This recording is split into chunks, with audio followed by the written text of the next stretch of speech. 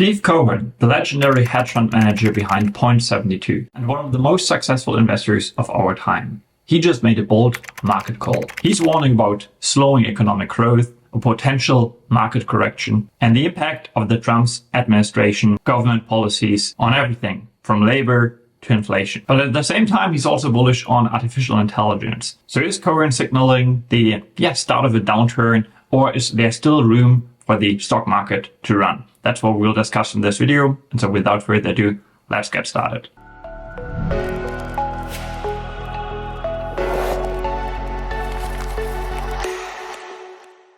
Alright, so I was browsing my Twitter/X feed this morning and I came across a video by Steve Cohen, who, as I said, is a famous hedge fund manager. And he was making a pretty bold market call, I think. And I just decided to sit down and talk about what he had to say and what I think about this for a moment. So just to give you some context here, he was speaking at the Future Investment Initiative Institute Summit in Miami Beach, Florida. And I guess just to kick things off, let's just have a look at one of the clips that I came across. It's quite short. It's only 2 minutes long. So let's watch it in full and then I'll have some takes that I will add to what Cohen had to say. Let's go. One of those moments where there's really a lot of uncertainty, and I have pretty strong views here.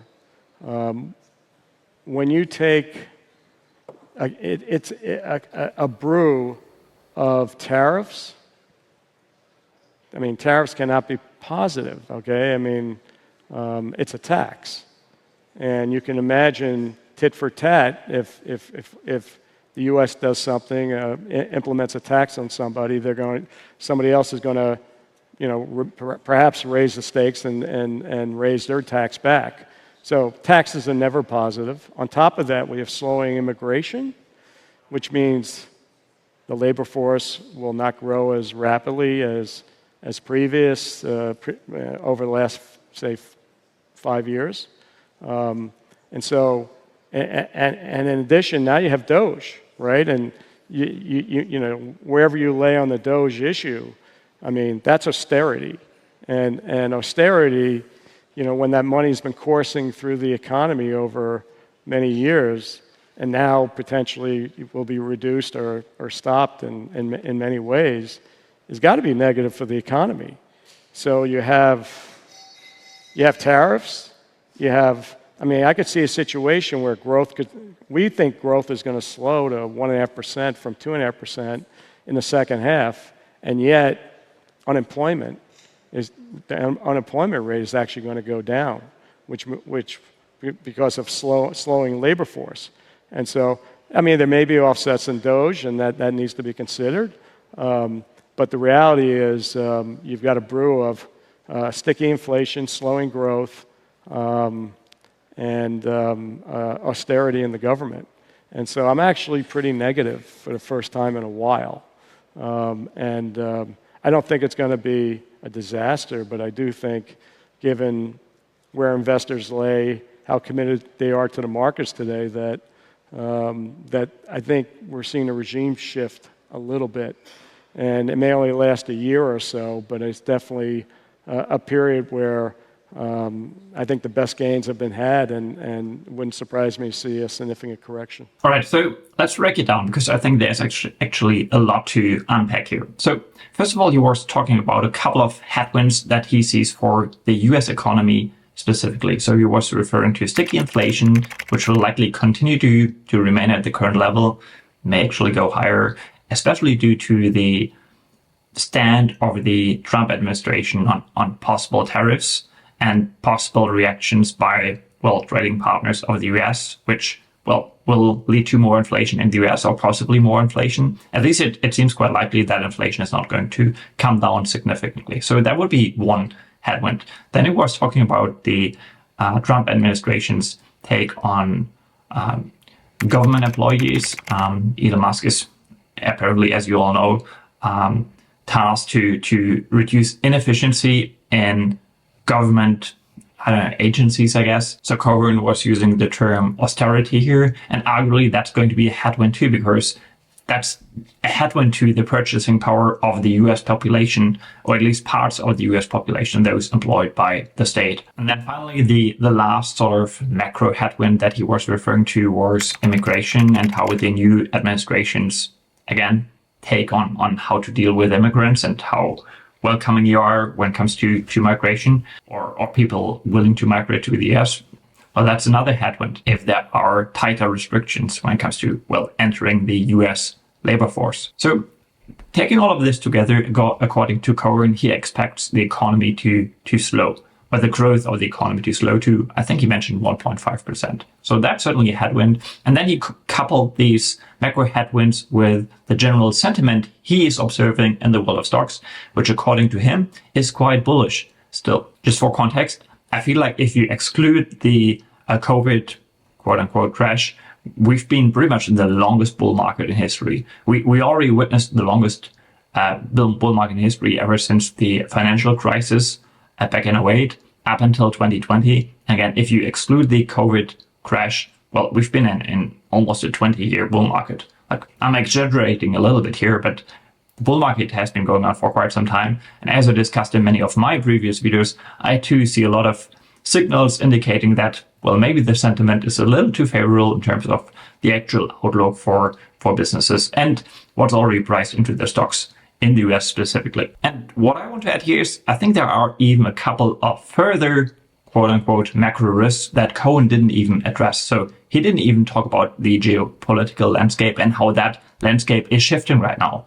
The Ukraine war, what's going to happen next year? China, Taiwan, is the current stand of the Trump administration maybe incentivizing the Chinese Communist Party to, I don't know, try to quote unquote conquer Taiwan in the near to midterm?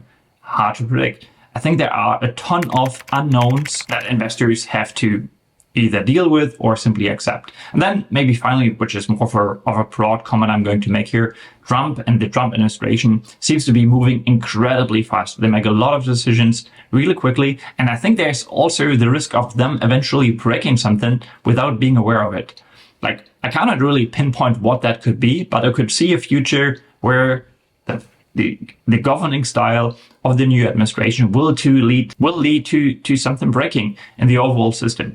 Like, obviously our overall economy can be, it's a complex system. And sometimes if you break tiny parts of it, there are ripple effects throughout the entire economy. And I feel like that's something that is also quite hard to predict. So what does this mean for investors? Well, those who watch my videos regularly will know that I cannot stress enough that as someone who's picking individual stocks, you should always focus on the micro first.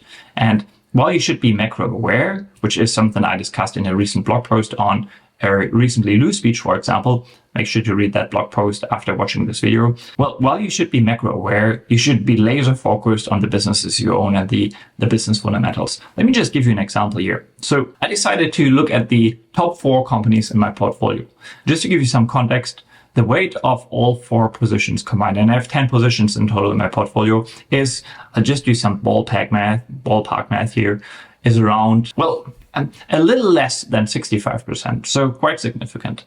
And if I look at so what I did in preparation for this video, I just looked up the geographic diversification of these businesses, how much of their revenue is actually generated in the US and how much is generated abroad. So let me just show you. So here we have a table showcasing the revenue distribution of Meta platforms, for example. And as you can see, the US is not even representing half of Meta's total revenue. Then next up, we have Wise, a company that is actually located in the United Kingdom. And the United Kingdom still makes up the majority. I shouldn't say the majority, but it's one of the largest revenue sources for this company. And again, the the United States or North America, more specifically, only makes up around 1/5 of Wise overall revenue. Then next up, we have Wix.com, my 3rd largest position. As you can see, they have quite high exposure to the US market, but then again, I feel like it's hard to predict what the factors that Cohen was discussing, what the impact of these factors on Wix specifically will be. I don't think they will be meaningful, quite frankly. And then finally, just to wrap things up, the company with the highest exposure to the United States would actually be Interactive Brokers. And I could see a world where Interactive Brokers will be impacted by the economy in the US slowing. But then again, Interactive Brokers specifically, and now we're talking about the micro level, is incredibly well hedged when it comes to inflation remaining higher than anticipated, or being stickier at the current level than most would hope for. Because the business model of Interactive Brokers allows them to be a beneficiary of, well, high interest rates. They will earn more interest income. But then again, they might also be a beneficiary of interest rates being cut, because this will usually lead to more trading activity across the globe and in the world of stocks, which again would be something translating into, well, more trading and commission income for IBKR specifically. So I can only urge you to always take these macro takes from investors like Steve Cohen with a grain of salt. Always remain laser focused on the businesses you own and consider, well, what would a business owner actually do? So if we look at, or if I look beyond the revenue exposure of these four businesses, for example, and just take into account how these businesses have developed over the last year and what they reported during the most recent earnings season, well, then I can say that all four companies have developed incredibly well. And if I were the sole owner of one of these businesses, why would I want to sell out of these businesses just because some quote unquote guru was making a macro call? That's what I will wrap it up with here in this video. Let me know what you think, and I'll see you in one of my next videos. Take care.